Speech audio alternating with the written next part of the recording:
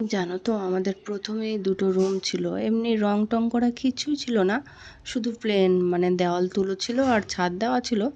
তারপরে আস্তে আস্তে আমরা এই দুটোকে রং করলাম, একটাতে আমার যা থাকতো আর একটাতে আমরা থাকতাম, দু ভাই দুটো রুমে থাকতাম। আর এগুলো বারান্দা টারান্দা বা রুম টুম এক্সট্রা কিছুই ছিল না।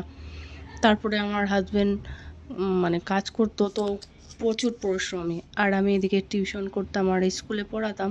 তাহলে দুইজন মিলে অনেক জোগাড় টোগাড় করে আর একটু লোন টোন নিয়ে আমার যা বললো যে আমাদেরকে বাড়ি করে দাও, চলে যাব। তাহলে আমার যাদেরকে পাশে বাড়ি করে দিয়েছি, রুম দিয়ে দিয়েছি, ওরা ওখানে চলে গেছে।